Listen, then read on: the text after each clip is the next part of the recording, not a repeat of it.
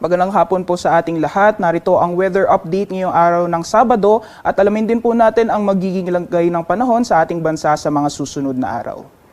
So unahin po muna natin yung mga weather systems na currently nakakaapekto po sa ating bansa. Unahin po muna natin itong nagdadala ng mga kapal na kaulapan sa ilang bahagi ng Calabarzon pati na rin sa Bicol Region. So makikita po natin yung epekto ng shear line, yung pagsasalubong ng malamig at mainit na hangin. So itong mga kapal na kaulapan, yung boundary po nitong northeast monsoon pati ng easterlies, nakikita po natin magdadala ng mga kalat-kalat na mga pag-ulan sa ilang bahagi ng Luzon area. So base po sa ating forecast pati na rin sa ating weather advisory or latest weather advisory ay posible po yung katamtaman hanggang sa malalakas na mga pag-ulan sa Quezon Province, Bicol Region, pati na rin yung mga karatig na probinsya sa Batangas, Cavite, Laguna, as well as Marinduque, Romblon, Occidental at Oriental Mindoro. Kaya pinag-iingat po yung ating mga kababayan dyan sa mga nasabing lugar dahil posible po yung mga pagbaha o mga landslides na dulot ng mga malawakang pag-ulan. Sa lagay naman po ng panahon or mga weather systems naman nakakaapekto sa nalalawing bahagi ng ating bansa, patuloy pa rin yung epekto ng northeast monsoon or hangin-amihan sa nalalawing bahagi ng Luzon. So kung makikita po natin, magiging maulap pa rin yung kalangitan sa Cordillera Administrative Region pati na rin sa Cagayan Valley. May mga tsansa pa rin po ng may hinang mga pag-ulan or mga pag-ambon.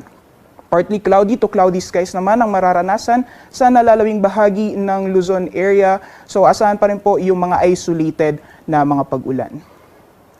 Para naman po sa Visayas at Mindanao, patuloy naman yung epekto ng easterlies. Ito po yung maalinsahang hangin na nagagaling sa dagat Pasipiko.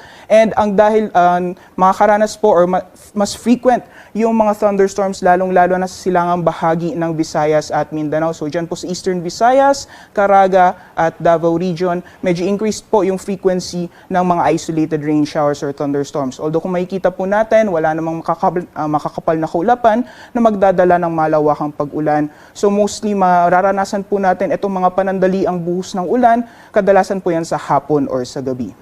Sa ngayon po, wala din po tayong minomonitor na low pressure area o bagyo sa loob at labas ng ating Philippine Area of Responsibility. So magiging lagay naman ng panahon dito sa Luzon bukas, patuloy pa rin yung epekto ng northeast monsoon. Same areas po, Cordillera Administrative Region, pati na rin sa Cagayan Valley. Asahan pa rin po natin yung maulap na kalangitan na may kasamang mahihina mga pag-ulan o mga pag-ambon. And then yung shear line, patuloy pa rin yung epekto sa Quezon area, posible din sa may Aurora. So asahan pa rin po natin yung mga kalat-kalat ng mga pag-ulan, pagkidlat at pagkulog. Sa nalalabing bahagi naman ng Luzon, fair weather conditions po tayo. May mga chance lamang ng mga isolated rain showers or thunderstorms kadalasan sa hapon or sa gabi.